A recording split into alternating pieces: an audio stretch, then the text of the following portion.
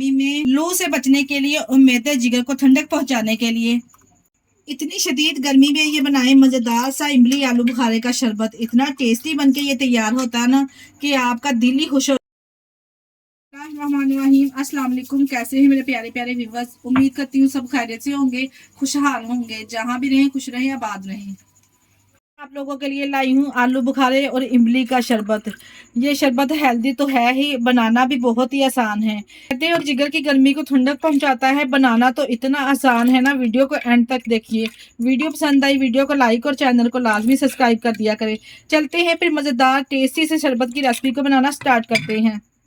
बुखारा इमली का पानी बनाने के लिए यहाँ पे हमने सबसे पहले इमली ले लिया 1 पाव। यहाँ पे मैंने इमली ली है 1 पाव। यहाँ पे हमने आलू बुखारा लिया है। आप यहाँ पे हमने जो इमली का इस्तेमाल करना है तो ज्यादा पुरानी ना हो, अच्छी क्वालिटी की इमली यहाँ पे इस्तेमाल करेंगे। सुनहरी और गोल्डन सी खिली खिली जिसमें शाइन आती है वो वाली यहाँ पे हमने इमली लेनी है। और आलू बुखारा भी आप चेक कर सकते हैं, अच्छी क्वालिटी का यहाँ पे हमने लिया है। दोनों चीजों को यहाँ पे हमने हम वजन ले लेना है। अब यहाँ पे इसको शामिल करेंगे एक पतीली में या किसी कढ़ाई में बनाने के लिए। यहाँ पे सबसे बड़ा मसला है इनके सीज को किस तरह से हमने अलहदा करना है, इनकी जैकेट्स का क्या करना है अच्छे से। और हमें जो शरबत चाहिए नेक्स्ट लेवल का चाहिए और पूरी रात हमने वेट भी ना करना पड़े। इस तरह से हमने इसका पल्प निकालना है। वीडियो को आपने स्किप किए बगैर देखना है, एंड तक देखिएगा, फिर ही आपको समझ आएगी कि हमने इस तरीके से हमने इसका पल्प निकाला है। यहाँ पे इसमें 4 कप पानी के ऐड करेंगे। मेरे पास यहाँ पे 4 कप पानी के ये इसमें शामिल कर देंगे। फ्लेम को हम ऑन कर देंगे। ये जी इस तरह से इमली को और आलू बुखारे को कढ़ाई में हमने शामिल कर लिया। सबसे जो पहला काम है ना वो इमली का जो है पल्प रिमूव करना। इमली का पल्प रिमूव करना 1 मिनट का काम है और आलू बुखारे का रिमूव करना इंस्टेंटली मुश्किल होता है, तो बहुत ज्यादा पल्प जाया हो जाता है। बस जी एक कढ़ाई में इस तरह से हमने आलू बुखारे को और इमली को शामिल कर लेना है। इसके बाद यहाँ पे हमने फ्लेम को ऑन कर लेना है। मीडियम टू लो फ्लेम पे ऊपर से कवर कर देंगे हीट में। जब ये आलू बुखारा सॉफ्ट हो जाएगा ना, नरम और सॉफ्ट, टोटल हमने इसको यहाँ पे 10 से 12 मिनट के लिए पकाना है मीडियम टू लो फ्लेम पे।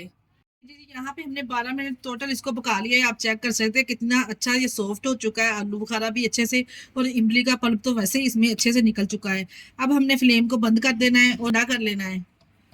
जी अच्छे से हमने ठंडा कर लिया है आलू बुखारे को और इमली को बिना हाथ लगाए। अब हमने इसका पल्प निकालना है। कैसे निकालना है वीडियो को आपने स्किप किए बगैर देखना है।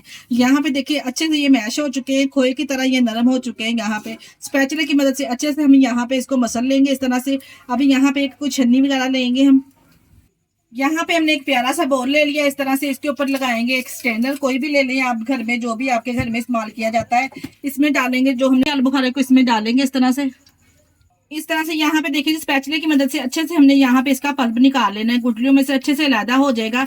अच्छे से यहाँ पे हमने इसकी मिक्सिंग करते हुए तमाम इसका पल्प निकल जाएगा। जो इमली में ये लकड़ी की तरह थोड़े से जर्रे होते हैं ये भी बिल्कुल नहीं इसमें जाएंगे, क्योंकि जो हमने इसका ड्रिंक बनाना है ना वो ड्रिंक में अगर आएंगे तो पीते ड्रिंक का फिर टेस्ट अच्छा नहीं आएगा। इसी तरह से देखकर तमाम इसका पल्प हम छानते जाएंगे और नीचे पल्प इसका निकलता जाएगा। यहाँ पे देखिए जी कितना सारा इसका पल्प यहाँ पे हमने निकाल लिया है। और जो इसमें से गुठलियां निकली ना ये भी अभी हमने जाया नहीं करनी, अभी हमारे काम आएंगी। दोबारा से ये छन्नी लेंगे, इसकी गुठलियों के ऊपर से ना हमने इस तरह से पानी डाल के ना अच्छे से हमने दोबारा से एक दफा से और इसको मसल लेना है हाथों की मदद से। इस तरह से देखिए जी इसमें थोड़ा पल्प रह गया होगा ना, इस तरह से हम गुठलियों को मसलेंगे ना तो वो भी निकल जाएगा। बिल्कुल ही स्टेन कर लेंगे गुठलियों को हम इस तरह से दबा के। देखिए दोबारा से हमने गुठलियों में 1 कप पानी डाला था, अच्छे से हमने इसका पल्प निकाल लिया है। और यहाँ पे दोबारा एक स्ट्रेनर हमने इस तरह से ले लिया है। अब दोबारा से हम इसको छानेंगे, अच्छे से छानेंगे। देखिए जी इस तरह से जब हम छानेंगे ना तो नीचे हल्के हल्के से जर्रे आपको नजर आ रहे होंगे। यही हमें नहीं चाहिए। हमें जो चाहिए शरबत बनाने के लिए बिल्कुल स्मूथ सा हमें यहाँ पे ड्रिंक चाहिए। इस तरह से छान लेंगे अच्छे से तमाम पल्प को। देखिए जी इस तरह से हमने एक पतीली में दोबारा से इसको निकाल। अब आप यहाँ पे इसको चेक करें, आपको इसमें जरा भी कोई नजर नहीं आएगा, बिल्कुल साफ इस तरह से होना चाहिए जो पल्प है इमली का। अब हमने यहाँ पे क्या करना है, इसमें शामिल करनी है चीनी। यहाँ पे मेरे पास 1 कप चीनी है, 1 पाव चीनी हम इसमें शामिल करने लगे हैं। यहाँ पे वीडियो कंप्लीट नहीं हुई, यहाँ पे हमने दोबारा इसको पकाना है 12 मिनट टोटल हमने यहाँ पे इसको पकाना है, क्योंकि दोबारा से हमने इसमें पानी 1 कप ऐड किया था ना तो ये जो इमली का पल्प है ये थोड़ा पतला हो गया। अब हमने इसको 12 मिनट तक पकाना है। जब ये हल्का सा थिक होना स्टार्ट हो जाएगा तो फिर हमने फ्लेम को बंद कर देना है। लीजिए जी, यहाँ पे देखिए टोटल हमने इसको 12 मिनट पका लिया है। बीच में हम इसको चेक करते रहे थे।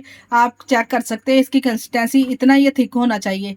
अब हमने यहाँ पे फ्लेम को बंद कर देना है। यहाँ पे देखिए जी, इसको थिक करने के लिए किसी भी चीज़ का हमने इस्तेमाल नहीं किया, ना ही कॉर्नफ्लोर इसमें शामिल किया है।